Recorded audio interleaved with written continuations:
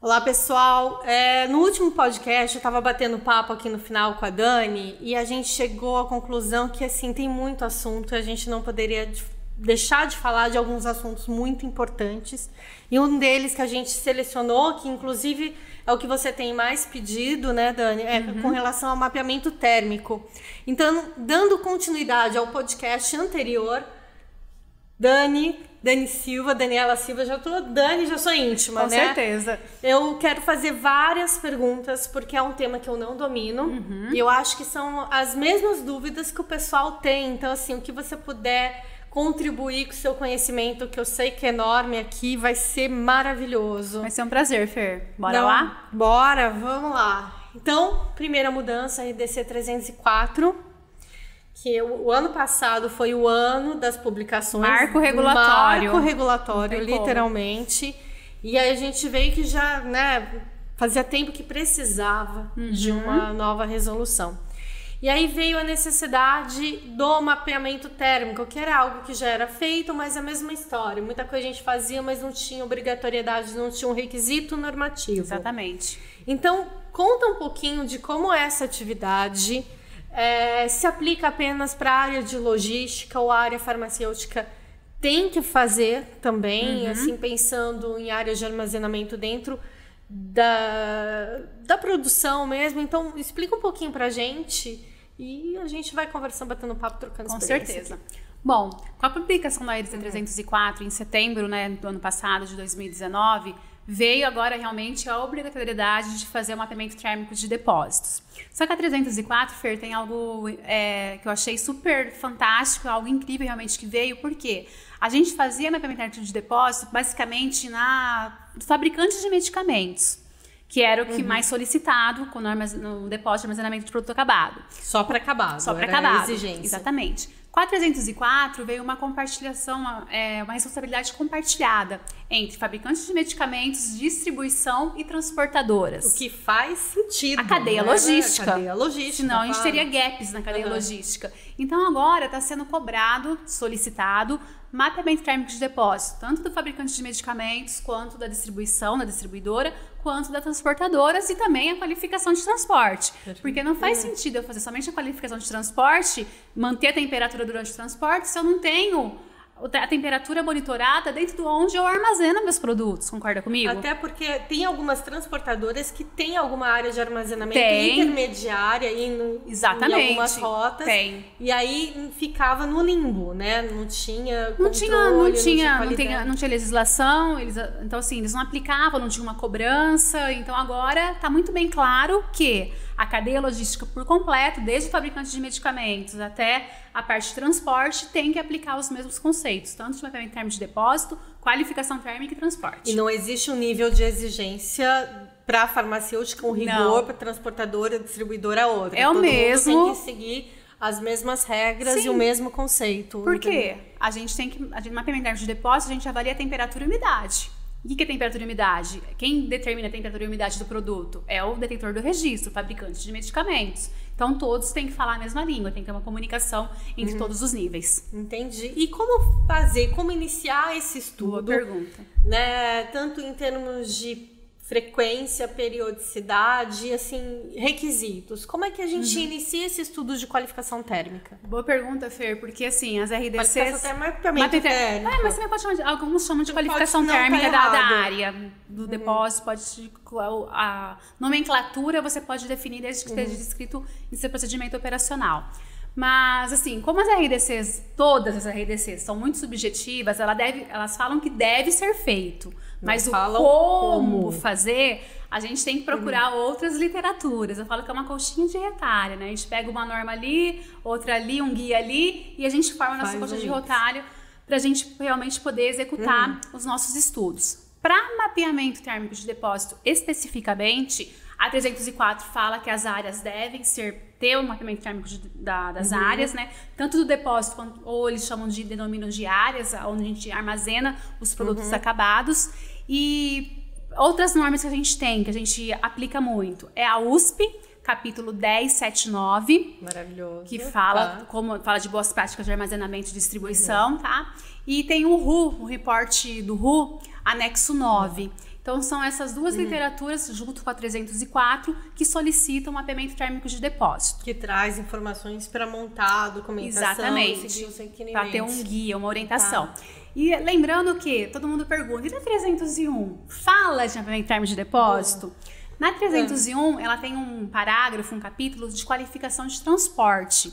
Ela não fala especificamente de mapeamento térmico de depósito. Porém, para você qualificar o seu transporte, eu preciso fazer o mapeamento térmico do meu depósito, para garantir que a temperatura que saiu o produto estava na temperatura no range de temperatura do produto realmente, seja de 15 a 30, seja de 2 a 8, de 8 a 15, ou até mesmo produtos congelados. Entendi. E isso a gente pensando em produto acabado. Agora, matéria-prima, produto intermediário, também tem essa necessidade do mapeamento? Do mapeamento, não. Aí a gente tem que fazer a qualificação de transporte da matéria-prima, do insumo, conforme a orientação do fabricante, porque... Mas isso seria mais para IFA, isso mais para IFA, exatamente. Para armazenamento, se tiver na ficha de especificação, na DMF, né, que a gente chama, que o fornecedor entrega pra gente, tiver falando que tem que ser armazenado em temperatura controlada, aí sim tem que ser uma sala com temperatura controlada e tem que fazer um estudo de mapeamento térmico da área, que é o que a 301 solicita pra gente. Isso para matéria-prima. Agora, se for um produto intermediário, um semi-acabado, eu já tô indo longe, pensando aí no holding classificação, é o hold time, é classificação, você vai fazer a certificação da área limpa, né? Onde um dos testes é a temperatura e umidade que a gente faz normalmente anualmente para ISO 7 e 8 e semestral para ISO 5 e 6. Entendi. Em termos de periodicidade, assim, de quanto em quanto tempo eu tenho que fazer? E se existe alguma condição climática que eu devo seguir, assim, de inverno, verão? Quais são esses requisitos para a gente começar um estudo? Sim. A USP capítulo 1079 fala que a gente tem que monitorar por 7 dias. Essa última versão da USP que a gente mudou para 7 dias. Monitoramento contínuo em operação. Então, a gente não vai parar a operação 7 dias para fazer esse estudo. Eu vou distribuir os data loggers no meu depósito, uma distribuição geométrica em 3D, considerando o nível baixo, médio e alto. Com análise de risco para determinar... Definição de pontos muito claro. Sempre com gerenciamento de riscos, os pontos mais críticos, né? Perto do teto, onde tem talvez janelas com exposição solar, perto das portas, onde tem uma maior movimentação de empilhadeiras ou de operadores. Então, a gente define isso em gerenciamento de risco para distribuir a quantidade de instrumentos dentro do nosso depósito. Não tem nenhuma norma que fala quantos data loggers que a gente pode estar colocando. O RU Anexo 9, o que ele fala? A distância máxima entre os data loggers na horizontal, que é 7 metros. Então, se meu depósito foi muito extenso na parte de largura, a gente coloca 7 metros. Senão, a gente pode definir um racional através do gerenciamento de risco e aplicando isso, descrevendo em procedimento operacional. Mas tem um critério de altura? Tem, porque assim, a gente armazena sempre em nível baixo, nos portas-pallets, né? Baixo, médio e alto. Aí acontece muito, às vezes, nos testes do nível alto, às vezes sair fora dá uma excursão de temperatura, tá muito próximo do teto, né? E pega o calor, né? Porque a temperatura externa influencia diretamente na temperatura interna. Quando sobe, e um dos requisitos do estudo de mapeamento térmico, além de distribuir os data loggers dentro da área, a gente tem que distribuir um data logger externo. Tem que colocar externo também para fazer o contraponto. Exatamente. Assim. Porque assim, a gente sabe, quando subiu a temperatura externa, com certeza a temperatura interna vai subir. Umidade subiu, vai subir também aqui na interna. Então, é igual a posição de transporte. A gente sempre coloca um externo e os outros internos. O externo é informativo, não vai fazer, vai fazer parte do nosso relatório, mas não tem critério de aceitação. Agora, o interno tem um critério, seja de 15 a 30, 2 a 8, conforme a especificação do produto que está sendo armazenado. Aí você me perguntou se tem estações, né, para fazer. Isso. A USP também fala para a gente fazer inverno e verão. Então, seriam dois estudos por ano por 7 dias. Tá? Justamente para pegar essa diferença de temperatura que é muito grande. Sazonalidade. Né? Sazonalidade. Até mesmo porque eu falo, a gente não tem mais inverno e verão estações do ano muito bem definidas. Hoje, podemos estar no verão e fazer frio. Como acontece muito aqui em São Paulo, tá acontecendo. E aí a gente no inverno tem o veranico, que a gente fala, né? Que são dias muito quentes. Isso era para ser frio. Exatamente. Então, por isso que a gente tem que ter realmente um controle muito bem robusto da temperatura, porque por causa da sensação do ano, que a gente não tem mais definidas. E como a gente sabe que a temperatura externa influencia diretamente na temperatura interna, tem que fazer esse estudo. Então, normalmente o pessoal faz inverno e verão por 7 dias, anualmente. Não tem. No startup, normalmente, assim, tem empresas que fazem anualmente sempre. Tem empresas que fazem no startup, startando minha área, eu faço 7 dias inverno, 7 dias verão, depois eu faço uma avaliação de risco falando que o meu pior caso é o inverno, meu pior caso é o verão. Por exemplo, vamos pegar uma cidade lá do norte, Belém do Pará. Lá, o pior caso é o verão, porque chove muito no verão e é quente. Umidade altíssima e é muito quente. Então, eles conseguem definir que lá é o verão. Aqui em São Paulo, a gente não consegue definir. Então, tem que fazer inverno e verão. E aí, quando a gente tem um histórico, um sistema de monitoramento de temperatura e umidade online, que tem definido uns pontos, onde a gente tem dados realmente concretos e garantindo que a nossa temperatura está mesmo robusta, a temperatura e a umidade está robusta, a gente pode passar para bianual. Ainda não temos legislação que pede realmente... Pode ser questionado, exatamente. Tá. Então, assim, você tem que se basar muito bem numa análise de risco, com os dados dos estudos anteriores para você fazer essa estratégia. Respaldado e não caiu nisso. E mesmo assim pode ser questionado. Pode ser. Pode ser. Porque temperatura é algo crítico do produto, né? A gente teve casos de interdição de empresas porque durante uma auditoria estava passando por 46 graus dentro do depósito de produto acabado. E não pode ter 46 graus. Isso é inadmissível. Até porque impacta na estabilidade do produto, na qualidade em si. Exatamente. Então, é gravíssimo. O que pode acontecer, mas isso é muito inflexível. Então, se der uma excursão de temperatura de 32, passou 2 graus, eu vou ter que reprovar meu estudo? Não, tudo é bom senso. Por exemplo, se deu 32 graus num nível alto, o que eu posso fazer? Naquela posição porta-pallet, eu vou armazenar meu material de embalagem. Você não caixa vai de papelão.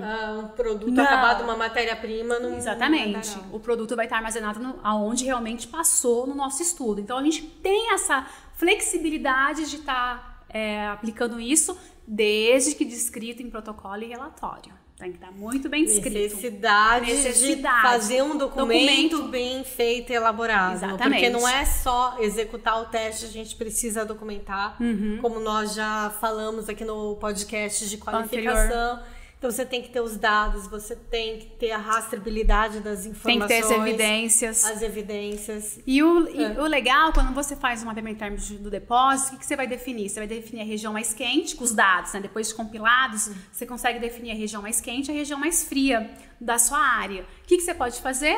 Aí, nessa região mais quente e mais fria, você coloca data loggers ou coloca um sistema de monitoramento online. Para fazer as leituras diárias. Também, porque numa situação de final de semana, de feriado, se sai fora, você tem algum tipo de alerta, né? Você pode tomar alguma ação. E você está monitorando continuamente. Que é o que a gente estava falando ontem, no podcast anterior, sobre essa parte de monitoramento contínuo. Então, assim, ajuda bastante. Mas lembrando que todo instrumento que for utilizado para um mapeamento térmico de depósito, para um sistema de monitoramento que seja online, tem que ter software validado, entre a validação de sistemas. Isso é pré-requisito. Então, termigrômetro, a partir de agora, não dá mais para aceitar. Então, ainda está sendo aceito. Ainda está nessa fase de transição. Estamos na fase de transição, mas assim, solicitam para a gente integridade de dados. O termigrômetro garante alguma integridade de dados? Nenhuma. Não conseguimos ter integridade de dados. Então, assim, a longo prazo, daqui 3, 2 anos, conforme o prazo das RDCs, a tendência é migrar para data logger, para registrador, né, que registra a hora, a temperatura que deu, tudo certinho. Até porque os outros instrumentos de medição, você consegue descarregar esses dados e você consegue manipular. O que é muito questionável. Exatamente. Né? Assim, a gente não vai ter integridade dos dados. Então, quem teve acesso, o que foi mudado, você enfim, você não tem como garantir essa segurança nas informações. Então, acho que é mais por esse sentido também que eles vão... E a gente sabe que, infelizmente, a gente não tem pessoas, assim, muito corretas e que acabam fazendo esses ajustes, se é que a gente pode colocar num termo mais suave. Né? Mas acho que é por conta disso também que veio pesado essa exigência dos dataloggers validáveis. Exatamente. E a 304 também vem um item muito importante de qualificação de fornecedor.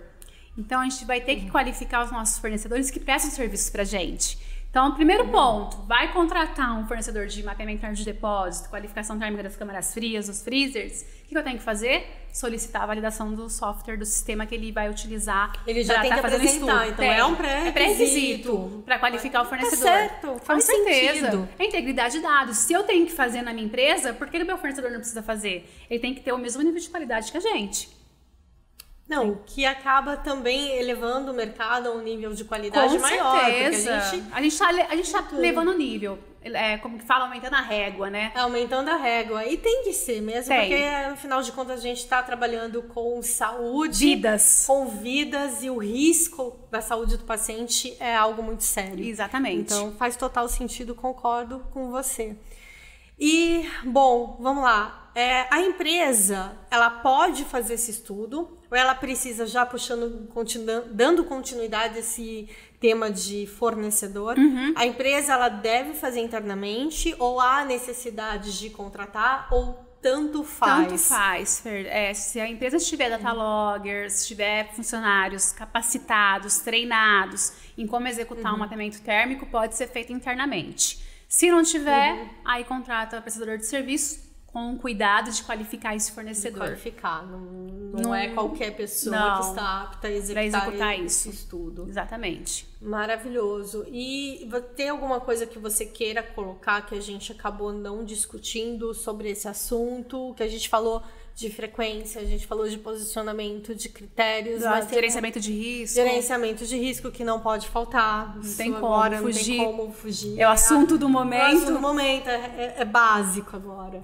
Você queria colocar mais alguma coisa que você acha importante, que de repente não está ali explícito em todas as linhas na RDC? Sim, eu acho importante o seguinte, quando um depósito é climatizado, porque assim, a gente tem que mapear depósito, seja climatizado ou não climatizado. Se ele não for climatizado, eu tenho que garantir que vai ficar entre 15 e 30 meus produtos armazenados, não tem como. Agora, se meu depósito é climatizado e é climatizado através de um sistema de insuflação, eu tenho que fazer a qualificação de instalação e operação do meu sistema de HVAC. Exatamente. Isso é muito importante, muita gente deixa passar isso. Mas eu tenho que fazer dentro de um mesmo estudo, ou eu não? Dentro do meu protocolo de mapeamento, eu posso fazer uma referência a essa qualificação de instalação e de operação? Isso, você faz a qualificação de instalação e operação em protocolos separados, e dentro do estudo de mapeamento térmico do protocolo de mapeamento térmico, a gente referencia a qualificação. Código e versão, pelo amor de Deus. Por favor, né? É normal. Não pode ter mudança. Não pode ter mudança. Maravilhoso. Então, e agora, um assunto polêmico, acho que pra gente fechar aqui, ventilador. Pode ou não pode? Áreas muito quentes, a gente sabe que no Brasil, afora, não são todos depósitos que são climatizados e o pessoal utiliza o recurso do ventilador. E aí? Então, Fer, o que eu vejo muito é ventilador, sistema de exaustão, manta térmica. Você já viu forro técnico com mantas térmicas para segurar a temperatura? Assim, eu fui na reunião da Anvisa, né, que quando teve a consolidação da CP 343, que virou a RDC 304, e o gerente da Anvisa deixou muito bem claro que, independente da forma como você vai fazer, se vai ser depósito climatizado, se vai ser com manta, se vai ser com tinta específica para você pintar as janelas, porque às vezes tem depósito com janelas que dá a exposição da luz solar, você tem que garantir o quê? O range da temperatura. Ponto. Então, por enquanto, não ainda está sendo solicitado a climatização, mas não vai ter como fugir muito daqui uns tempos. Porque dependendo da localização... Exatamente. Você não vai conseguir manter a temperatura. Hoje em São Paulo a gente já está numa situação acima de 30 graus, o que não é normal. Imagina Rio de Janeiro. O Rio de Janeiro, norte e nordeste do país. Então assim, não vai ter como fugir. Mas, por enquanto, para conseguir atender a legislação ainda está sendo permitido, mas eu acho que não vai ter como fugir de uma climatização, que a gente sabe que climatização vai um dinheiro, vai onerar talvez às vezes o custo da produção, uma distribuidora pequena, não consegue climatizar. Então assim, vai usar um splinter, mas tem outras soluções que a gente pode estar colocando, um splinter que é mais barato do que um sistema de dutos de insuflamento, que podem também estar ajudando para manter a temperatura. Maravilhoso. E aí, com relação a essas situações, a gente acaba olhando também a manutenção preventiva desses equipamentos. Isso entra dentro do mapeamento térmico. Como é que é feito esse link dos equipamentos? Porque são sistemas completamente diferentes. Exatamente. Né? São estudos diferentes. HVAC e mapeamento térmico de depósito. No mapeamento, a gente não avalia a manutenção preventiva do HVAC. Mas assim, esse sistema de HVAC, como a gente falou no podcast anterior, vai ter que entrar no monitoramento contínuo, na revisão periódica. Então a gente vai estar avaliando de qualquer forma a calibração, a manutenção, já vai estar tudo dentro do estudo anterior que a gente vai estar referenciando. Exatamente. O sistema de qualidade vai conseguir, como um todo, fazer essa rastreabilidade, garantir essa rastreabilidade. Não, maravilhoso. E aí fica nítido que a gente não tem pouco trabalho para fazer. Temos muito trabalho. E eu acho que o mais difícil é que, pelo menos eu falo para os meus alunos, é o seguinte, acho que o pior, não o pior, mas o melhor é a mudança da cultura. Só que ao mesmo tempo é o mais difícil, é entender essa necessidade, porque igual a gente estava conversando, né, Dani? O pessoal fala, mas aonde está escrito que eu preciso fazer? Exatamente. Então, é o pensar fora da caixinha, abrir a mente, entender o conceito de qualidade, que não é só o que está escrito numa normativa, vai além, é o bom senso e principalmente o risco para a saúde do paciente. Que pode ser a saúde nossa. Pode ser a nossa saúde. Então, a gente tem que ter esse pensamento. Farmacêuticos, responsáveis técnicos, distribuidora, eu falo que para eles está sendo algo muito novo. E vai ser um desafio muito grande. O impacto é muito grande. Porque para fabricar medicamentos, indústrias, já tem esse conceito, já se aplica. Agora, uma distribuidora... A gente já está acostumado com essas exigências maiores. Agora, uma distribuidora e até mesmo uma transportadora... Não tinha esse conceito. Não. Então, agora, o que eu falo muito? Farmacêuticos, responsáveis técnicos, de distribuidoras e transportadoras tenham esse conceito de qualidade. Pensem no final da cadeia logística sempre uma vida, um paciente, que podem ser vocês mesmos, nós, né? Ou seu pai, sua mãe, seu filho. Então, a gente tem que cuidar com carinho, realmente. Maravilhoso. É isso aí. Então, Dani, mais uma vez, obrigada. Tá, assim, maravilhosas as informações. E eu queria falar um pouquinho, né? A gente não teve a oportunidade, acabou não falando no podcast anterior, mas Dani... Temos o livro dela aqui, de qualificação de equipamentos, onde você fala não só das qualificação de equipamento, QI, QOP, dos tipos, qualificação do tipo diagrama em V, mas você também acaba falando um pouquinho, né, de qualificação térmica, de desvios, controle de mudança, a gente fala de tudo sobre isso. Então, gente, o meu exemplar já está aqui, já está garantido, né? Então, para quem ainda quer obter conhecimento, nada melhor aqui, né, do que ler essa leitura preciosa. E Dani, seu Instagram, suas redes sociais, passa aí pro pessoal te seguir, te acompanhar. Legal, Fer. O meu Instagram é daniela.silva.oficial e da @MD Consultoria, são os Instagrams que a gente tem. Vai ser um prazer ter vocês com a gente. Fer, eu agradeço a oportunidade de estar aqui, nesse dia aqui, gravando, passando informação, que sabe que eu tenho paixão por disseminar conhecimento. Acho que a gente precisa de profissionais mais como a gente, né, para passar conhecimento. O conhecimento nunca é demais.